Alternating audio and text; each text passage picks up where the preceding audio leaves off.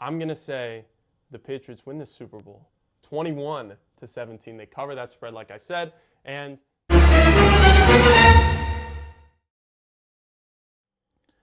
Hey guys, I'm Mike, I'm V. and we're back with another video. This is episode number 4. Once again, we appreciate all the support from everyone. We're growing a little bit. We do appreciate it. We just had the Super Bowl 60. Final score, 29, Seattle Seahawks. New England Patriots, 13. How do we feel about that, V?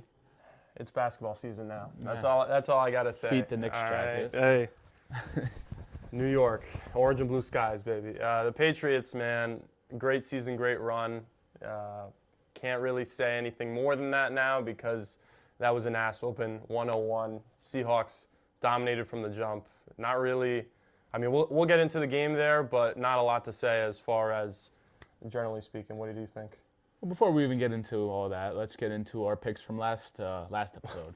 Yeah. I chose the under, which was correct, which you also 45 and a half, yeah. did. 45 and a half. It was 42. Yes. So we were correct there. I chose the Seahawks. He chose the Patriots. So obviously he's wrong again. And then I chose Cooper Kupp with a touchdown. Didn't happen. He had a great game. Honestly, he really did. Yeah. Second straight Super Bowl for him with, well, not straight, but second Super Bowl with a great game from Cooper Kupp. Love to see it happen. What was my other pick? It was The touchdown. the touchdown. The No. touchdown. I picked Henderson with a touchdown. That didn't happen. Ramondre got one late. That was my pick. I think I went 3 for 5 overall. I think you did too. Yeah, 3 so. for 5 for me. I had Ramondre scoring. He scored late, which, I mean, do we even count that? And then I said it, Kenneth Walker was going to have a huge game. He ended up having over 100 yards there, like I predicted. So just a rough game all around for the boys up in New England, but it's okay. We'll be back better than ever next year. So We'll see. Yeah. A little bit of a harder non-Mickey Mouse schedule next year. right. Well, But it's okay. as far as what I saw, let's just jump into this. I saw, honestly, a great game. I know a lot of people probably didn't think it was a very entertaining game. I think as far as a football aspect, it was a great game. We saw defenses just completely collide with each other, and offenses looked lost, especially the first 3 quarters. I saw blitz very often from both teams. Both teams were bringing in pressure from both sides of the line, too. I think Seattle did a much better job picking up the blitz, but the Seattle defense looks real legit and like a problem for some years to come now. What'd you see? What are your takeaways? Main takeaway for me was the offensive line for the Patriots, man. On the left side of that line, Will Campbell, what are we doing? 14 pressures, most pressures in a game all season against any quarterback and by any player. And of course, it's on Will Campbell in the Super Bowl, biggest game of the year, biggest game of his life. Just a horrible performance from him. The left guard was bad too. Really a bad performance by the team. And I didn't think that Drake was able to get going. Everybody's putting a lot of pressure on him right now, obviously. And obviously, as the quarterback, he's got to take some onus on that. But I thought that if he was able to get going and make some plays early in that game because he had a little more time, I think he would have had a more successful game overall. And the scheme would have ended up working out in their favor more. But because he was just getting blitzed and pressured on every single play, and part of that is on him for not being able to read it and pick up on how to shift the blocking assignments. And Seattle does a great job of all of these stunts and movement at the line. And just absolutely incredible what they were able to do on the defensive end this year. And like you said, hopefully for years to come because they have a lot of those guys coming back. So They do. it's going to be a problem for the rest of the league. But again, back to the Patriots, just a rough go about it from the jump there. And if I had to say what was the real problem for them, obviously that offensive line and not being able to make any plays really on the defensive end, being this close how many times to picking off Sam Darnold in that first half. And that really could change the momentum from the jump there. Yeah, I mean, I saw Darnold looked a little unsettled that first, especially that first quarter. He was throwing some balls that could be labeled as hospital balls. Yeah. Definitely hospital balls. Got lucky on a few of them. Didn't get picked off or anything because I think if those balls do get picked off, this is probably a much different outcome. Honestly, the game swings. New England takes control. New England starts playing their football rather than Seattle's football. I think we see a whole different Super Bowl for the rest of the 3 quarters. That being said, I do want to say that Sam Darnold looked way more comfortable towards the end of the game. Yeah. And I think that we did see a second-year quarterback kind of struggle to get comfortable in the Super Bowl, which obviously nothing nothing to be alarmed of, obviously, but he definitely should have settled in a little bit. I saw Seattle had 6 sacks, 7 sacks with the fumble. The only thing I saw out of Drake May, honestly, in those plays was that Seattle, it comes to the line and they kind of disguise their blitzes, and then they shift last second. So out of like a Tom Brady, you would see a quick little check, a quick mic, quick audible, just at least a pass coverage difference. And I don't think Drake May was able to do that. I think he was a little bit overwhelmed just getting the ball out, and we saw honestly nothing from the Patriots offense for majority of that game. That being said, I do want to kind of give my props to Seattle's defense. Ernest Jones had 11 tackles. That's a great game right there. And Nwosu? Nwosu, pick 6. There he is right there. Great game. When you have that type of play, great game. I mean, Julian Love, the interception. And 6 to 7 sacks, pause, over the whole game. And I'm happy for DeMarcus Lawrence. I'm a Cowboys fan. He went there to Seattle first year, wins the Super Bowl. I couldn't write that up any better. For him, at least, he was always a very respectable player, always great to the franchise. We did also see that with DeMarcus Ware. So I guess you have to leave the Cowboys to go get a Super Bowl nowadays. It's a rough look for your team, but that's okay. It's been that way for a long time. Slightly. So. But let's talk about Seattle's offense. I mean, they didn't really settle in until, I would say, third quarter. They looked a little bit. Third quarter, they looked a little bit better than the fourth quarter. That passing game really got going. But from the beginning, I would say Kenneth Walker just making things happen, right? The blocking assignments were filled in perfectly by that offensive line. They did a great job helping him get into space. And he was doing the Le'Veon Bell-esque little jog, walk up to the line, and then make a shifty move. He's patient. The Patriots just couldn't do anything about it. I mean, he had, I think, 3, 4, 5 runs in that first half that were over 10 yards. And even his first play of the game was a first down run. So this is really the way that I looked at it. I thought coming into this week where they didn't have Charbonnet playing, they were going to have to lean heavy on Kenneth Walker because you didn't want to necessarily leave it up to Sam Darnold, even though he has JSN, to make plays in a big game. And I think if they had been put in that situation, that, like we said, he had a really rough first half. So if the Patriots just catch 1 or 2 of those balls, man, it's a really different game. And so they're kind of lucky that didn't happen. But I will say, he settles in at the end of the game there, and that's where you kind of see how important that run game was to establish getting them those 3 points, 6 points, 9 points, 12 points. It felt at a 12-point game like it was a 30-point game because of how dominant that defense was. And the offense being able to just make a little bit happen, right? Stay on the field a little bit longer. And then the Patriots come in, it's a 3 and out, right? These are really, really great drives led by Kenneth Walker, but also led by Sam Darnold, and this is what I want to say. He didn't look comfortable for a lot of that game, but he was able to evade pressure. With how much pressure and natural pressure that the Patriots were able to put on him, they only sacked him 1 time. And I think that says a lot about his character and a lot about how he played the game and was able to understand, hey, I made a lot of bad passes in that first quarter, but he adapted, he moved on, and he said, okay, let me just get the ball out quick. Let me see, if I have nobody open, I just got to throw the ball away, right? I can't be out there moving in space and then take a sack or throw a ball in a bad spot. You just can't do that, right? And so as we saw the game progress and move on, less of those mistakes happen, and that's what I thought led to them having the victory at the end of the game. Yeah, I couldn't agree more, honestly, on that. I think out of Sam Darnold, you had not the greatest game of your career, but you had one of the most respectable games that I've seen a quarterback play, and being able to come back, settle in, still being in that pocket, ready to throw the ball, even having all those miscues in the first half and everything. We spoke last week. We spoke about the keys to the game. We spoke about the running game from both teams. We spoke about the defense, the offensive, and the defensive line. Mm-hmm. I think at the end of the day, that kind of was that difference maker in the game. Yeah. I think Seattle figured a way on offense to be able to kind of, I wouldn't say stop the pressure, but they at least got out of the pressure rather than the Will Campbell and the Patriots over there. Didn't ever really find an answer for Seattle's defense. Now, I mean, listen, they have so many guys on defense. They're saying that this is the second coming of Legion of Boom and everything like that. I don't think they're there yet. It might be, man. I don't think they're there yet, but this was one of the most impressive defenses I have seen in a very long time. Even with the Texans playing the way that they played all year. Mm-hmm. Just to do it in a Super Bowl now really kind of solidifies yourself as top in the league. Yeah. That being said, On the defensive side alone, they got to figure out what to do here because they have to sign Tariq Woolen and they have to sign Mafe. I don't know exactly Boya how to say Mafe, it. yeah, Mafe. But yes, they're both free agents coming up. I think that many teams are going to want them, and I think it was rumored that Tariq Woolen to Dallas. Let's see. Okay. Well, I mean, you guys just go out there, you make flashy moves. They don't end up amounting to anything, True. aka George Pickens. So True. here we are once again. If you want to make that move, go ahead. But I will say this about the Seattle defense. You said rumored to be in the same category as the Legion of Boom.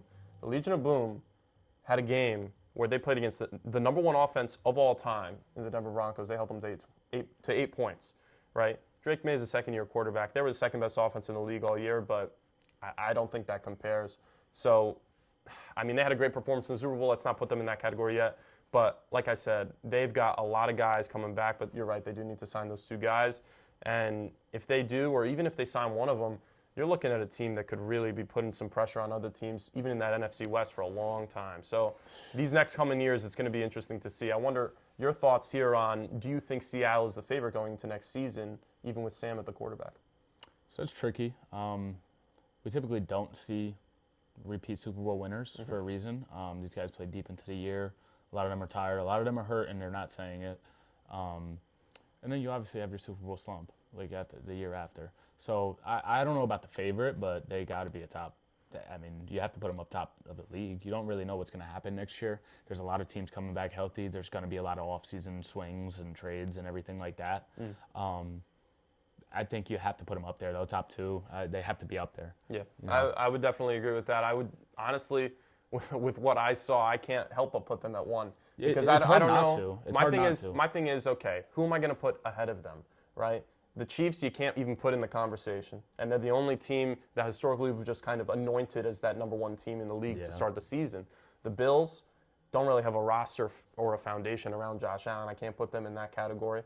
So then I look into the NFC and I look at the Eagles, who have the star power, but they lost themselves this year, so they have to find their way back. Then you've got the Rams, who had a great season, but everybody's kind of getting older there. So they also did lose twice to the Seahawks. And that's another thing. So I don't really know who you put in front of them, right? So I would say that they're my favorite going into next year. The question then turns to the Patriots. Do you think that they're in that upper echelon of teams? We're going to see, obviously, how they fare against the first place schedule. But do you think they're in that upper echelon of teams? Do you think that they can go back and be a top 2 seed in the AFC? No. Okay. To be blunt. Okay. I think that they're going to actually have more of these competitive games. And I think the whole season is going to be kind of the playoffs for what they had this past year. Yeah. The first, I mean, dude, they didn't play anybody all year until the playoffs. Obviously, those are playoff teams, but there was always something. There's always just something. CJ Stroud, 4 picks first half. I'm sorry, I have to interject here because I have a problem with this notion that they didn't play anybody. They played against They played against the Buffalo Bills twice.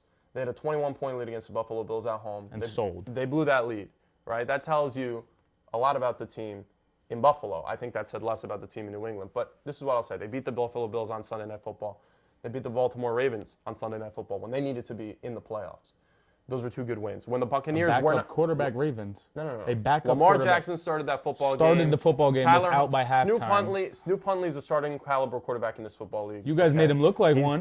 You guys made him look like one. He's been a come from behind win, down 10 points in the fourth quarter. That's a good win. No matter how you want to shape it, that's how I feel about that. A win is a win. I'll give you that. A win is always a win, but a comeback But that's not in my category. A comeback win on the road, down 10 points in the fourth quarter, is a big win, in my opinion. And everybody was marking that game on the schedule for a long time just because they didn't have their quarterback. They still had Derrick Henry. So please, don't give me that. But Derrick Henry is 32. So, okay.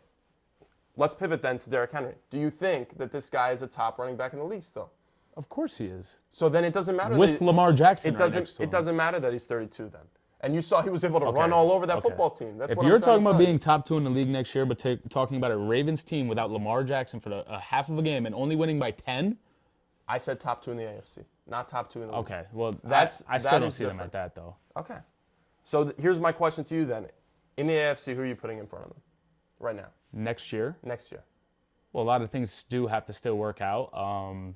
Did we forget that Mike McDaniel is in Los Angeles now? We didn't forget that. I'm just saying. I'm telling you, my my team played in the Super Bowl. And I'm saying that at least gets you some cojones, some points course to it put on the does. board and say, okay, we can still be a top 2 team. Of course it does, but They're the gonna- problem with not winning it is that teams start to figure out what you were doing all year long. That's fair. So they're going to play you better next year. You're going to have a tougher schedule. Yes. And I don't think you win 14 games next year. I don't think I win 14 games next year, but I don't think that's. I think that was an anomaly to have 2 teams win 14 games in the same conference in the same season, and I think we're going to kind of revert back to that 12-5, 13-4 being the 1 seed. So I think we're going to move in that direction. I don't think 14 games is going to be necessary. Yeah, I don't want to that. speak too much on this because I haven't seen the Patriots schedule next year. Yeah. I haven't. I mean, I just know that you guys will at least have like 8 wins, considering you guys play the Dolphins and the Jets. Here we go again. With 2 times each year. Again, every Just division, saying, every that's division 4 is like wins. that. Every division is like that. They have bottom feeders, so that doesn't matter because we have the Bills in our division too. There's not every division like that. Most of the divisions are like that in the league.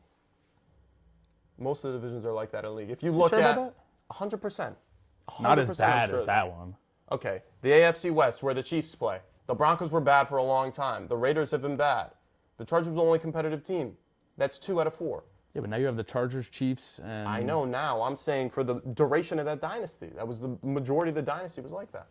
Yeah, That dynasty's you over can't by really now. have a. Yeah, I agree. I don't know if I agree. As long as you have Patrick Mahomes on your team, you're going to Okay, be. that's fair. That's fair. But You then know what I mean? But then what am I going to say? I'm going to say as long as you have Tom Brady on your team. Like, So of course, listen, this is which happened to be true. yes. So, So I don't know if he's going to be Tom Brady, but still a little early No, to tell there. But he's no, I don't. not. Honestly, I don't. Not even to disrespect the Patriots or anything like that, but I don't really see them being back in the Super Bowl next year. I think they're going to have a great year. They might make playoffs and everything, but I don't see them being in the Super Bowl next year, considering a lot of these teams just are getting better now. Mm-hmm. And I think the Patriots finally did meet their match in the Super Bowl now. I mean, there was all this talk, it was a cupcake schedule, which obviously regular season, I can see that. But when you get into the playoffs and you're winning games, at the end of the day, you're still winning. And it's playoff football. No matter what, the environment, the crowd, everything is involved. These franchises are coming out there ready to die for their team. All right, they still won 3 playoff games. yes. So they're a good team. They are a good team. I think next year that they might have an injury. They might have some, like a lot of things did I go understand what you're perfect for saying. them I this understand year. what you're saying. So Yes, I don't disagree necessarily with you that there is a path for them to be not even a bad football team, but to regress. I don't think they will be a bad football team. But don't even put that on. But I think that to act as if we're going to see the exact same team that walked off the field walk in week 1, I don't think that's going to be the case. I think they're going to be a better football team than they were on this day. And I think one of the reasons that's going to happen is they're going to have to make some moves, right? You got to bolster that offensive line. I don't care how you do it. Get these guys in the weight room. Get them some growing serum. Something's got to happen where Will Campbell doesn't look like a little T-Rex like this trying to block a guy who's half his weight. horrible he's foot just- technique too. It's Horrible. really unbelievable, right? This is a top 4 pick in the draft. I don't want to say it's a waste yet, but this guy's got to show up, right? You can't have that happen. Still year 2, I get it. I understand that, but right I'm now, a little more concerned with as far as that. I think Will Campbell is going to be okay. I think he's fucking garbage right now. But I think they will give him the shot, considering he's a top 4 pick, Yeah. to be able to go out there and have another 2 years of just kind of figuring it out. And then I think they throw him out. But I think that he will get better. I think that he's going to be putting on size. He looks too small Yeah. right now. For that position. I don't mean to say it, but he's skinny fat. Like he doesn't have the muscle mass to be guarding up with fucking DeMarcus Lawrence and Dexter Lawrence and all these top guys in the league. He's never going to hold up against these guys. My main concern, honestly, was the way that Drake May played in these playoffs. I wasn't impressed, which all year I was. I was very impressed with him. But throughout the playoffs, I mean, his numbers weren't good. And I thought that he should have put up more points. He did play great defenses, though. He did play great defense. so here's what I would say to that. And Like, what's your this is kind of feeling on that? this is my question, right? Because looking at the playoffs as a whole, you're 100% right. He played like shit in all those games. Let's just call a spade a spade. But my question then becomes, we're seeing reports now that he may have been hurt. Do you think that could have been the case? Because this was a guy who looked so comfortable. He had the highest completion percentage all season, and all of a sudden it dips below 60%. I don't think that's just you're playing the top defenses thing.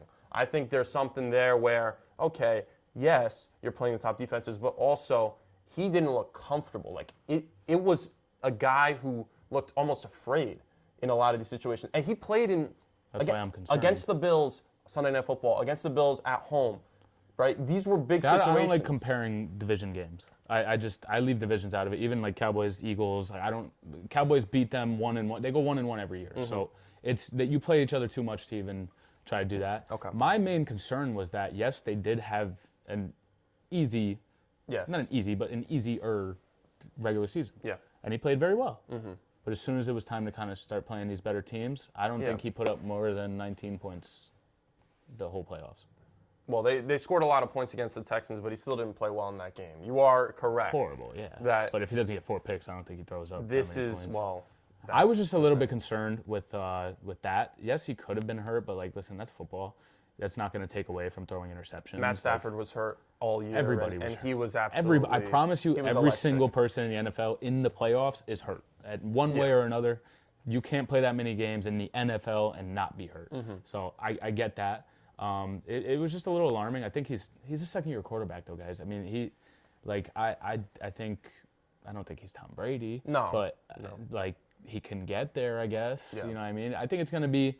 We'll really see his career within the next 2 years, 3 years. If we know if he's going to go back to the Super Bowl consistently, if he's going to be a top name in this league and MVP voting every year, I think the next 2 years will tell us.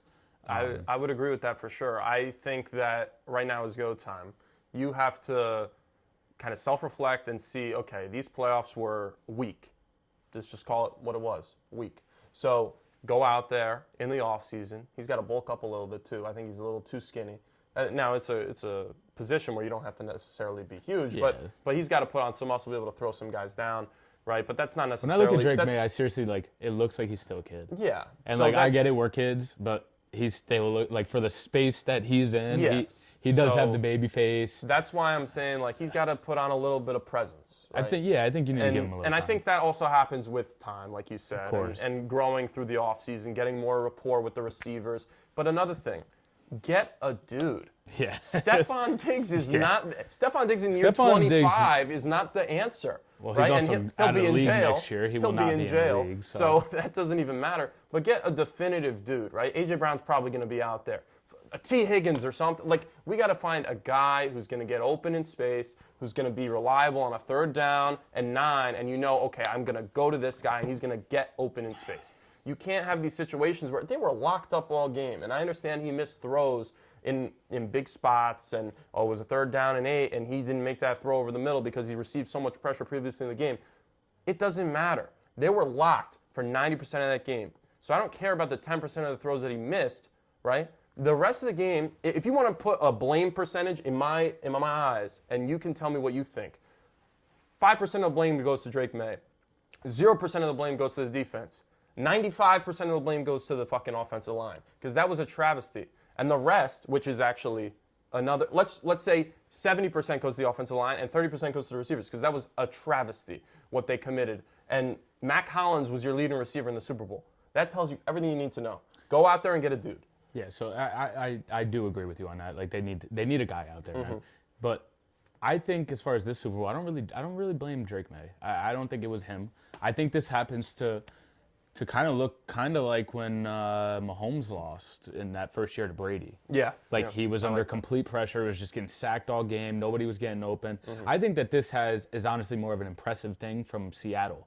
To be able to have 2 cover guys in Reek Woolen and Devon Witherspoon on both sides of the ball, to have that with the safety that is very good. Lurking overhead, Yeah, lurking overhead. Then you add it on with this D-line. This D-line is top in the league. Then you have the top DBs too.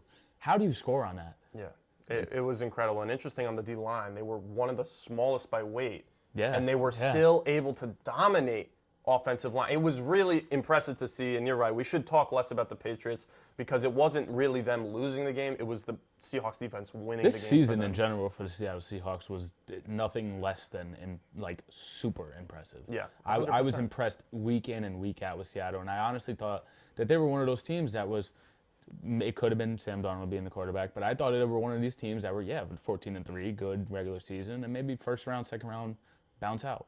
Or not first round, they had to bye, but second round, maybe lose that first game. Or maybe lose to the Rams. When they beat the Rams, though, How do you not pick them as a favorite in the Super Bowl? No, I think you were right, and that was my bias picking the Patriots, obviously. But I would Yeah, but say, I wouldn't have picked against my team either. So yeah, I get that. I would say this much about Seattle and their season. What we saw was extremely impressive because at the beginning of the year, I thought 10-7, 11-6.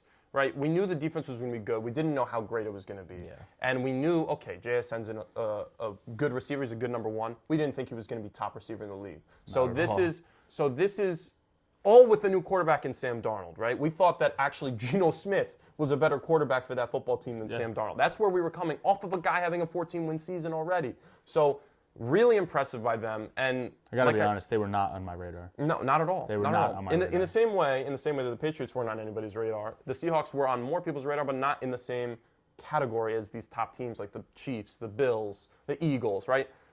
That was one of the most impressive. And I think we look at this matchup going into the Super Bowl week. A lot of people were saying, oh, this is a boring matchup. And I think that was because we didn't have any top names.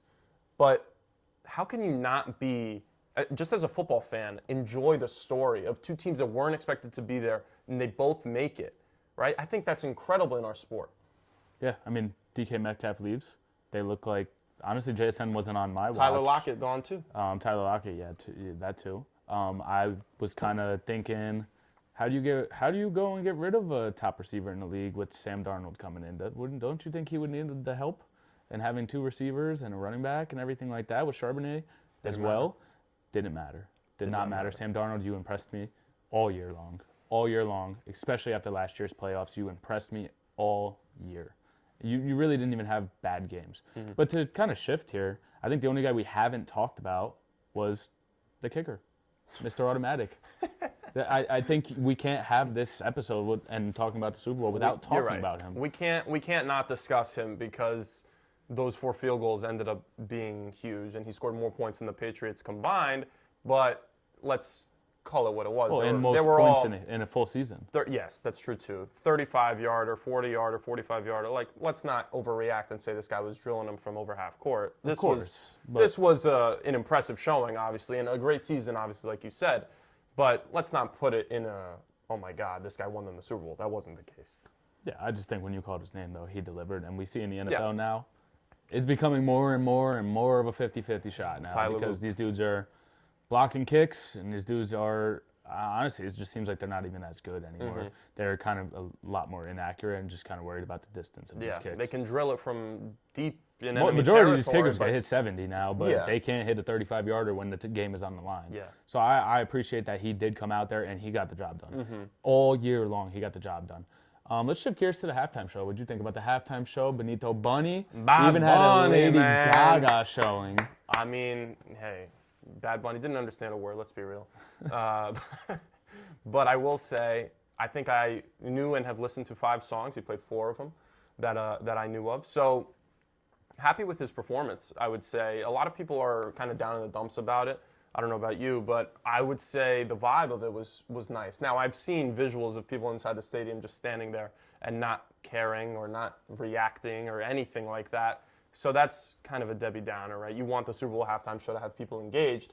And I would say if you look across the country, it was really just a give and take, right? And I think that's the way it is with a lot of halftime shows. Last year with Kendrick, it was the same thing. There was a lot of people who didn't like it and that wanted something else. Years before. We could talk about always going to it. be something to be talking about. Exactly. And there's always people who are going to complain about something too. Yeah, this year's Super Bowl, the halftime show at least, there was a lot of controversy going into it. They thought that a lot of politics were going to be involved in it, but I think we all kind of did get the message. He didn't really try to bring politics in more than he tried to say we are all one, and trying to his main message is unity. I did appreciate that. Also, I thought, like, as far as the set and like the trees coming in and just how many things, like he had a boxing match. He started off with a wedding. I thought he even had. I mean, I'm Italian, you're Greek. Like we see this a little bit, but like when parents, like this is big in the Latino community, but when you're partying late at night and they had a kid laying down on 2 chairs, like we would back in the day. Yeah. And he tapped him to get up and dance. Like I like the message behind it. I really did like it. It was a good performance, and I think even though we didn't understand the words. See, I'm a Bad Bunny, so I'm a Bad Bunny fan. Like not fan, but like I like his music. Yeah, yeah. And I thought, honestly, the only thing I was a little disappointed in was the length of it. He played DTMF, which is one of his top songs, for like 10 seconds. I think he, honestly, it was kind of weird though, because rumors have it that he was on the stage with a bulletproof vest. Really? Yeah, rumors. Which it kind of looked like it because he's not that big of a guy. That was. And there's also rumors he did it at the Grammys too. So I don't know if he's being targeted or what's going on there. I won't even speak about that. Yeah. But yeah, I think he got off that stage a little bit too quick. I think he could have done a little bit more. But I mean, dude, it was a great halftime show. I think the message, even though you couldn't understand what he was saying, You understood what he I think was you can trying to visually say. see what he was And I trying think- to, his message was. Yeah, and I think which they I did thought a good was job. creative, and I think thought they it was did, cool. I think they did a good job with the props and trying to understand the symbolism of it. Right? They had all those people carrying the flags around, Which was cool. And he was talking about God bless America. You know, these are great things, right? How can you be upset about that? I totally disagree with anybody who's totally upset about the messaging and the symbolism and all that stuff. I think he led with the right message, not politics. Yeah, There was no politics. There was no need, and there was no need to get into that, right? That's not the stage for Yeah, it. no, not at all. And I Especially think at a football game. Exactly. And I think he made it what it was about. This is America's game, and he made it about loving America. He made it about understanding and agreeing that we're all one culture, right? Everything's a melting pot here, and so we accept all people. And I think he did a great job of doing that, even though we didn't understand what he was saying. But all of the symbolism, all of the props, everything like that, all of the choreography was great, and I think they did a great job there. I have an issue with one thing, and that's with Super Bowls being played in California. This is a little bit of a different thing. See, this is my also And issue, and I said this on the Super Bowl. You did say this, and we talked about this a little bit off camera, but talk about it now. I don't like it when the sun is visible. I like it when it's dark or when Nighttime football. or when we're inside a dome, because it looks like a Thursday night game in the middle of October, right? It didn't feel like it was the Super Bowl until late into that fourth quarter with When the the lights fumble started sack. dimming, yeah. Yeah, exactly. So I have an issue. Obviously, California's going to have the best weather, and so of course you're going to have games there, and next year it's going to be there too. But I really wish that we could get some more games that are, okay, it's 6:30 Eastern, the game is at 6:30 Eastern. It's not at 3 o'clock in the afternoon. Yeah, no, I agree with you. I think as far, even like with just watching it on the TV, I like to watch night games better. I just think it actually visually is more appealing. I agree. But it's the Super Bowl. It has to be at nighttime. I don't understand that. And honestly, on the East Coast, we live on the East Coast. Obviously, like, I don't mind if the game's at 8 o'clock. Like, it doesn't need to be at 6:30. I get it if it's at 8. I get it you have to stay up a little bit later, but you're up anyways. You're drinking, you're having fun. Yeah. So if you want to watch the game, you're going to watch the game because the latest it goes is 11 o'clock if you start at 8. But at least if you start at 8, it's 5 o'clock over there. And now by halftime, it's starting to get dark. So I did have an issue with that. But honestly, to go back to Bad Bunny, I think his set was perfect for a daytime set. That's if true, that was too. at nighttime, That would have I been don't think different, it would've made but I sense. do think that in that situation he would have done something else. Yeah, 100. Yeah. And so he has we a whole would have team with him. Yeah, Like, it's not. they know what Let's they're not be doing. naive and say that he would have had the same thing. It wouldn't have been like that. But I think just to get back to the core of it, I think he did a good job, and I enjoyed it even though I didn't understand what he was saying. Yeah, no, great halftime show. This was honestly like we finally got away from the Chiefs. Yes, we did have the Patriots, but it was a great Super Bowl. And it wasn't Like, the it same. really was. It wasn't the same Patriots. So a lot of people now, obviously, as a Patriots fan, I'm saying this, but I think a lot of people got into it's the Patriots are back again, but it's not the Patriots are back again, right? There's really no indication. Like, they're not the same team at all. Drake May's a scramble quarterback in a lot of ways. He's able to get outside the pocket. Tom Brady never was able to do that. I think they're a little bit more of an exciting existing Patriots team. Basically. Yeah, and I think that a lot of the reasons for that was because we saw energy, excitement on that team. Those were things that we just never saw with the old Right, Patriots. honestly, another thing was we saw youth.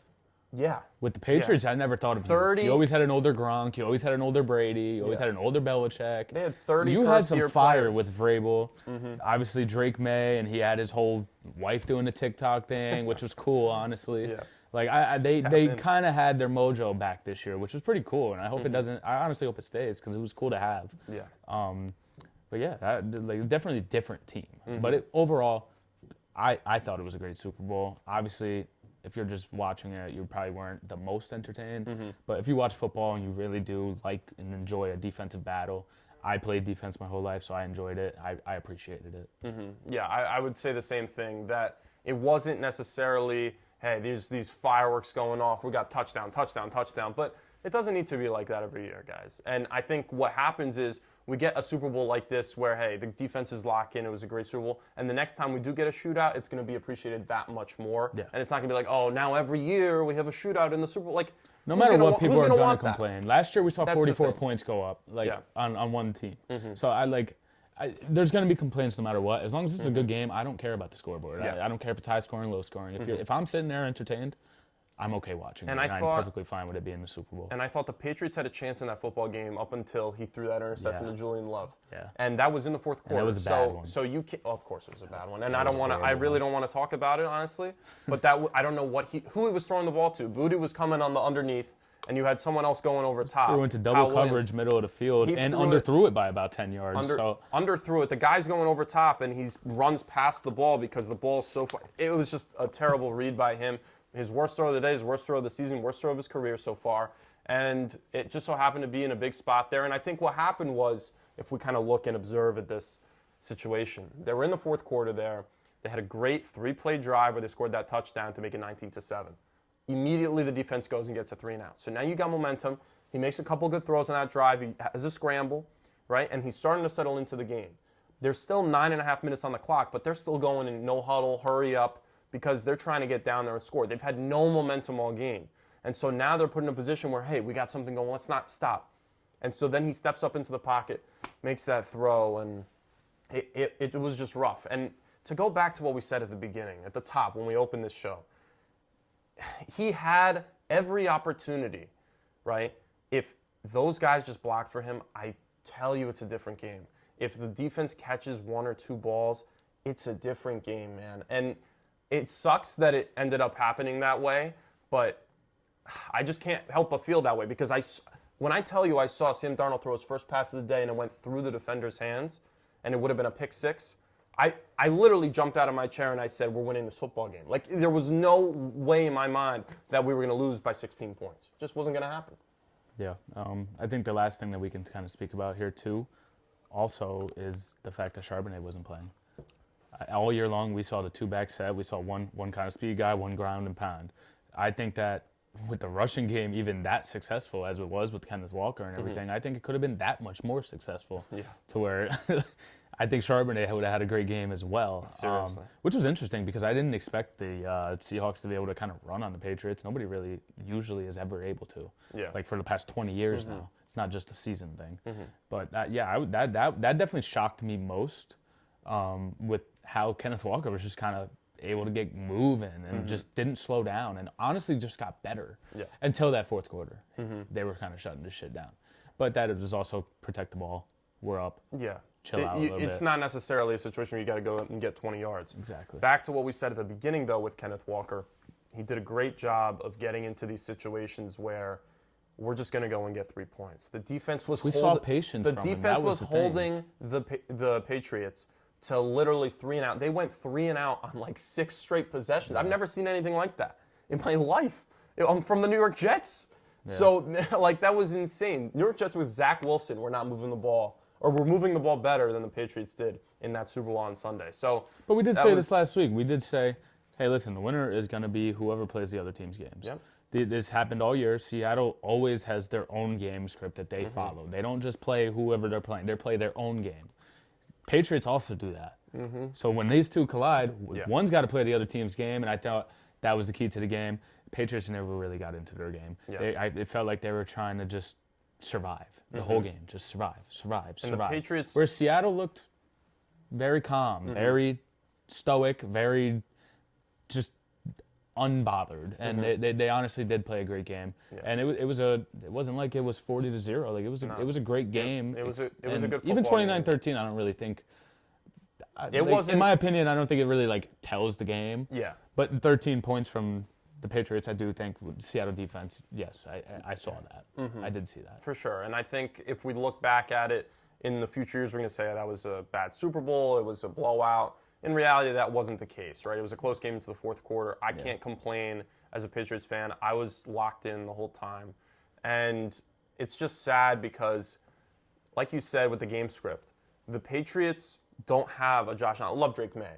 They don't have a Josh Allen who's just going to throw 3 guys off of him, then he's going to throw a 60-yard bomb, then he's going to run for 30 yards. Like, he will single-handedly win you a football game. And in this football game, something like that probably would have happened where it would have been close. They would have put up some points.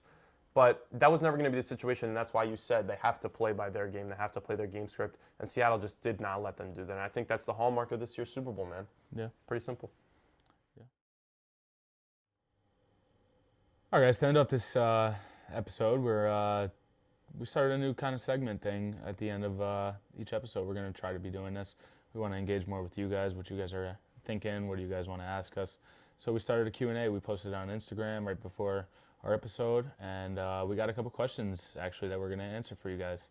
So I'm going to leave this to V, because this is more of a centered towards him, because he did that last episode on what this is talking about, and it was why were the Jets not featured in the AFC East when we were going over each kind of division last week.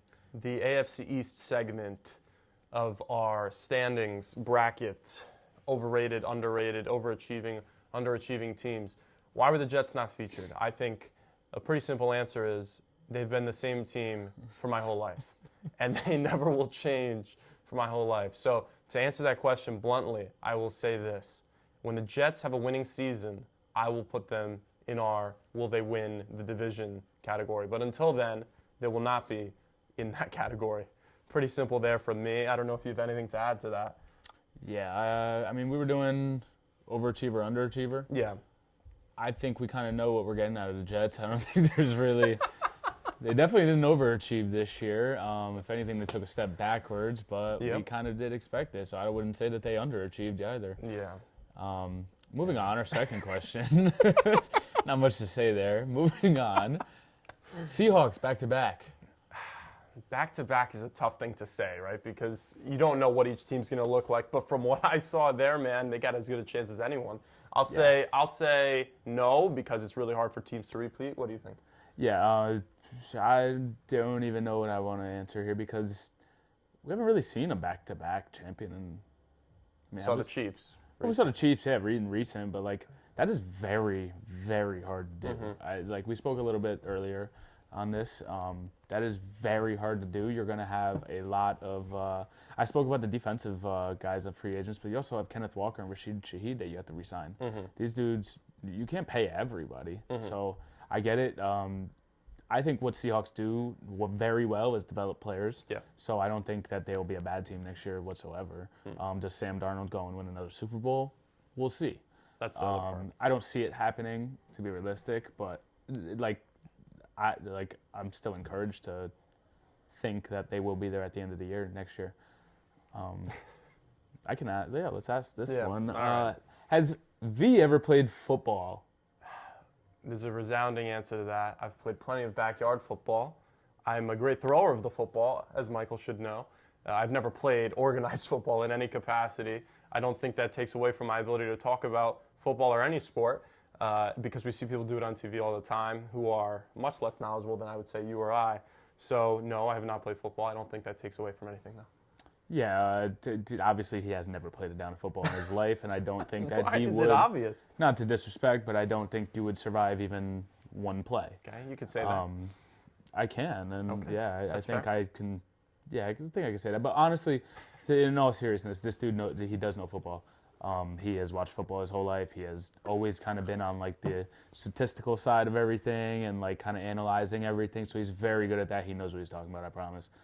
Me and him actually started this whole thing because we would I'd be at the gym on a treadmill and we'd sit there and talk about football for hours on end. And we just decided to film it one day. Yeah. And now we're here. So trust me, he knows what he's talking about. He does actually have good opinions and good thoughts. I do appreciate But no, you he has saying never, that. ever played a down of football Well, before. So, and yes. My thanks to you and my I hate you so much to you as well. He Moving also on, did grow up with his best friends playing football. So Okay, like, this is he true. knows what football is, trust This me. is true. I know plenty about football. Let's move on, though. Another question here from our guys on the Instagram. Overrated teams. Who do we think most overrated team in the league is? Overrated. This is tough. I'll give you an answer. Go ahead. In my opinion, I hate to say it because they went on such a Cinderella run, but the Chicago Bears, man. They came so close to every single loss, and yet they just pulled it out in the back of their hat. I don't even know how they did it. Caleb Williams, you're amazing, man, but we got to be more locked in next year. I mean, I think they got a bright future. I think Ben Johnson's doing a great job over there, but I would say, at least in this season, they're one of the most overrated teams. Yeah. Wow. Having a rough time here. This is definitely rough. I think, honestly, slightly, and I don't want to say this because this was like one of my Super Bowl favorites. I really don't want to say this, but the Houston Texans, man, what are we doing on offense? You're never going to make it to the Super Bowl without an offense. Let's figure this out, please. I wouldn't call you overrated. You're a great football team, but just one of those teams that makes me kind of wonder what is the plan here. As far as completely overrated, I'm not a big fan of the Panthers. I think honestly the Cowboys are overrated, slightly because of how people talk about them. But probably, honestly, in my opinion, this is going to be a bold take. There's two teams that I think are the most overrated. Okay. I think that they've been slightly overrated for some years now. Okay. The Packers. Oh, yeah, that's a good one. I should have thought of that. Oh, man, that's a good one. Listen, Michael was on my team. I get it. There's very statistical, great defense, but I'm not too impressed with the roster. Mm-hmm. I think that they need to address the receiver room. Mm-hmm. I think Jordan Love too. I've never been high on Jordan Love, and it's crazy to speak on him because he has been so good in some weeks. But listen, he looks like garbage some weeks too. Malik Willis came in and lit it up. So I think he's more of a system quarterback, in all honesty. And I think if the game script goes well for him, he's going to look good. But other than that, I don't think he's going to go out there and win you a game. Another team this is the first year that I thought were okay, maybe they're overrated, was the Baltimore Ravens. Okay. I was not impressed with them. I think their defense took 2 steps backwards. Lamar's getting older. I think that he's a 2-time MVP. Is it crazy to say that we've kind of seen him at his peak prime? I wouldn't say that's crazy to say at all. Yeah, I don't think it's a crazy take, but I think obviously he does have he has a ton left in the gas tank, but I don't know if we're going to see 2-time MVP anymore, Lamar Jackson. Yeah. We've seen it now. He's a little more timid to get out of the pocket, and he's never really been a pocket passer, so we're kind of limiting his game. But my main thing is that they have always had a lights-out, shutout defense. Yeah. They didn't have that this year. They also don't have really that top-of-the-league tight end. They've never had receivers, and guess what? Derrick Henry will be 33 next year. So, as far as overrated, I would go with those 2 teams as my top. Okay. And then the Texans, I wouldn't say overrated, but let's figure out this offense, please. Mm-hmm. All right. Moving on now to the next one. We've got, I think this is a great question here. Do we think parity is good for the NFL? Okay, great question. I don't think it's a bad thing as long as we don't see too much of it. And I think that in the past 20 years, we've probably seen too much of it. It's gone from one dynasty in the Patriots, which is cool, 20 years, lights out football. But then we get right up into the Chiefs, and it's nobody wants to watch. I just feel like after watching the same team go after it every year, maybe give us 5-10 years of just every new teams, new logos on the Super Bowl, new uniforms, new players, new everything. I'm not a big fan of parody.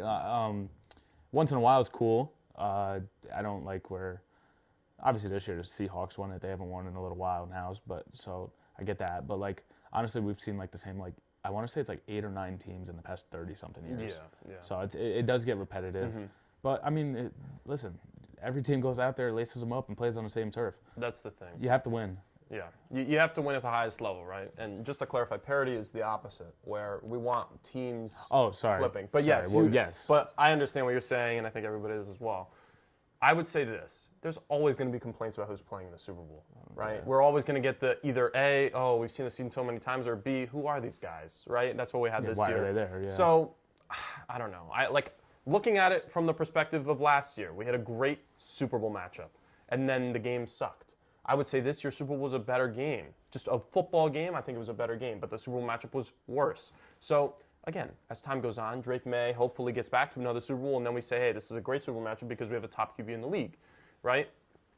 I don't think that parity is a bad thing for the NFL, but I think too much parity where you have a different champion and there's no continuity in who's good in the NFL, I think that's a bad thing for the league. Yeah, it's bad for narratives too. Yeah. Obviously these reporters need something to write about too. So honestly, I get it, and it is cool when there's a rematch or there's a like just same team going, like let's say the Seattle Seahawks go back to back and try to go back to back next year, and then That's a some cool team kind narrative, of just yeah. gets them, and like it's a cool narrative. I like it. I think you need a little bit of it. Yeah. But like what we have seen, it's been kind of rough. We've seen the same teams Yeah. over and over again. So yeah.